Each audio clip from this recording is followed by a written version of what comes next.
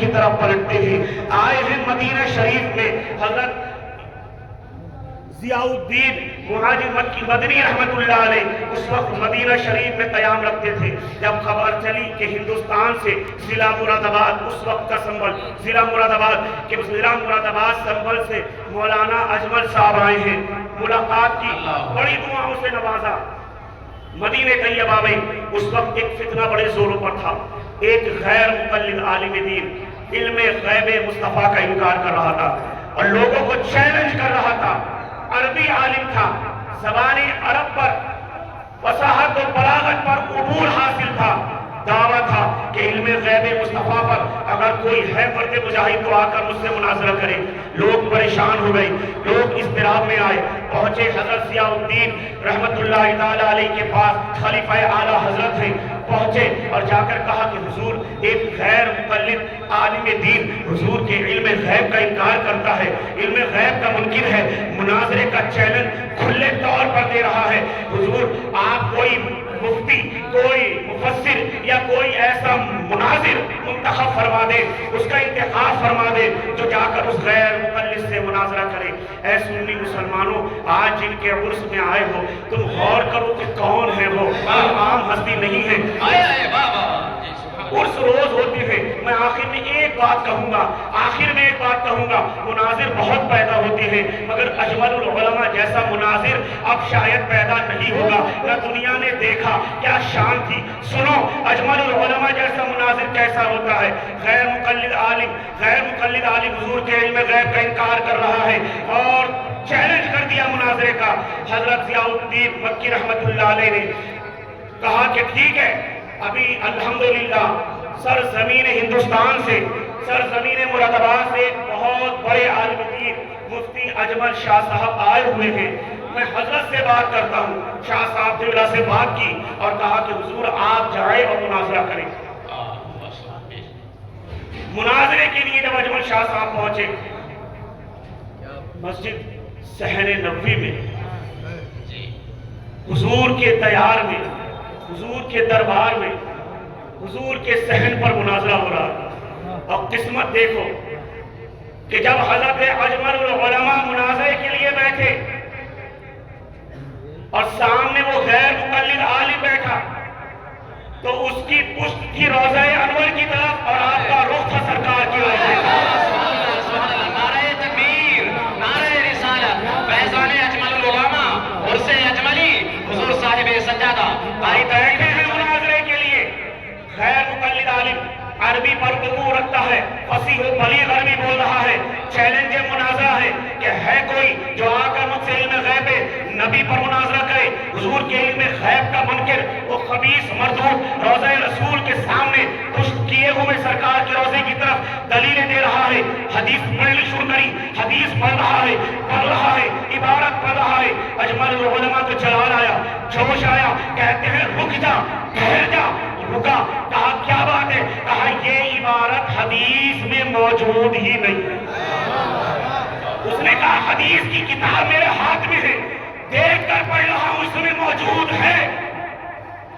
اجمل العلماء کہتے ہیں ہو ہی نہیں سکتا, یہ عبارت کتاب میں ہو ہی نہیں سکتی. وہ ڈٹا ہوا, کہا ٹھیک ہے لا کر دکھاؤ. اب دینے کو تیار نہیں. فریب کاریاں, مکاریاں, چالاکیاں, عیاریاں, ان کا مجسمہ ہے یہ غیر مقلدین. کہا لا کر دکھاؤ. دینے کو تیار نہیں. بہت اسرار پر جب لیا گیا, کتاب کھولی گئی تو اجمل العلماء نے جیسے ٹوکا تھا, جیسے روکا تھا, جہاں پر ٹوکا تھا کھول کر دیکھا گیا. آپ نے کہا تھا قسم خدا کی یہ عبارت کتاب میں ہو ہی نہیں سکتی. کئی بار پڑھا گیا, وہ عبارت کتاب میں موجود نہیں تھی. یہ کوئی کمال نہیں. آپ نے عقیدت میں سبحان اللہ کہہ دیا. الحمدللہ ہمارے علماء آج بھی ایسے ہیں.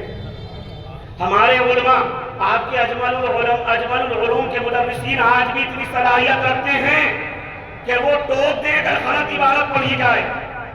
آپ نے تو عقیدت میں کہہ دیا کہ بہت بڑی بات ہے, اجمل العلماء نے ٹوک دیا. یہ کوئی کمال نہیں ہے. کوئی غلط عبارت پڑھے یا غلط ملک کر کے پڑھے تو آج بھی ہمارے علماء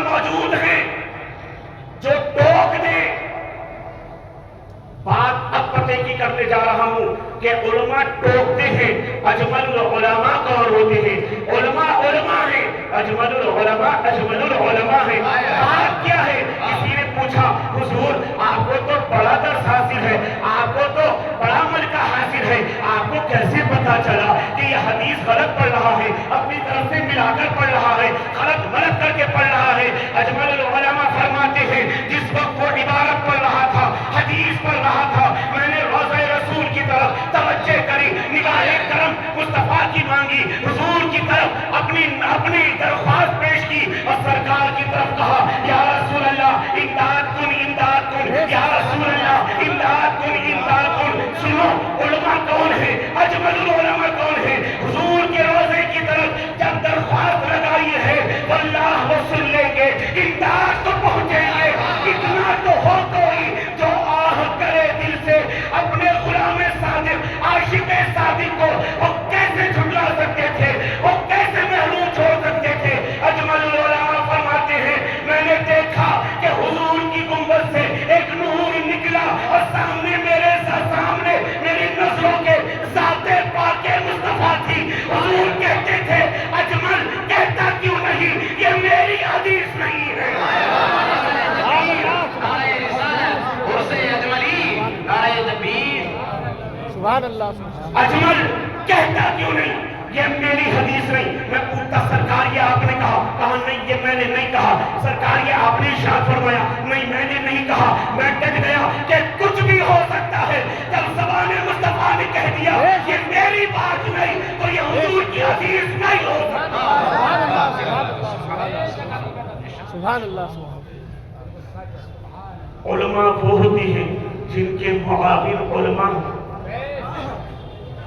मुनाज़रे में मुआविन मुनाज़िर भी तय किया जाता है, लेकिन सरकार अजमलुल उलमा का मकाम ये है कि इनकी मदद करने को सरकार द्वारा तशरीफ ला रही है। उस साथ को अजमलुल उलमा कहते हैं। पढ़ाया बहुत जाता है, दरसगाहों में पढ़ाया जाता है। अजमलुल उलमा ने भी पढ़ा, अपने वालिद साहब से भी पढ़ा, अपने तायाजाद भाई हज़रत इमामुद्दीन अलैहि रहमतुर रिज़वान से भी पढ़ा और फिर पहुंचे हुजूर सदरुल्लाह फाजिल के पास। सुभान अल्लाह। मेरे जद्दे करीम मेरे दादा सरकार हुजूर सदरुल्लाह फाजिल रहमतुल्लाह अलैह। क्या होता है बुखारी के दर्स के बाद दस्तारे फजीलत बांधी जाती है, जिम्मेदारियां दे दी जाती हैं और हमारे बच्चे ये सोचते हैं कि अब हम फारिग हो गए। नहीं, हमारे अकाबिर फरमाते बहुत आप माशाल्लाह पढ़े लिखे हैं, आजकल बच्चे हमसे ज़्यादा समझदार हैं, वो सब जानते हैं, गूगल उनके हाथ में है, कोई फतवा मुफ्ती से पूछने की ज़रूरत नहीं, गूगल पे टाइप करा जवाब अब सही है गलत है किस हदीस का लिखा हुआ है, इनसे कोई मतलब नहीं, इन्हें कोई मतलब नहीं। अज़ीज़ान मिल्लत इस्लामिया अपने अकाबिर उलमा की सुहबत में बैठो, गूगल के फतवेबाजी से बचो। पता नहीं कौन है, ईसाई है, यहूदी है, नसरानी, कौन है जो तुम्हारी ईमान का सौदा कर रहा है, जिन पर तुम्हें एतमाद है, जिन पर तुम्हें भरोसा है, ऐसे अकाबिर उलमा की सोहबत में बैठो। हुजूर सल्लल्लाहु अलैहि वसल्लम ने भी पढ़ाया और जब फरागत हुई ना और आपको आपके सर पर दस्तार बांधी गई, उसके बाद ये नहीं कहा बेटा अजमल जाओ तुम फारिग हो गए, नहीं, बल्कि एक मिजाज दिया अपने आने वाले शागिर्दों को कि अजमल अभी तक तुमने इल्म हासिल करने की जो ज़राए हैं उसको मुकम्मल पढ़ा, इल्म नहीं पढ़ा। 2 साल अपनी सोहबत में रखा, आलिम जामे नईमिया में बनाया था और आशिक सादिक आरिफ बिल्लाह अपनी सोहबत में बनाया।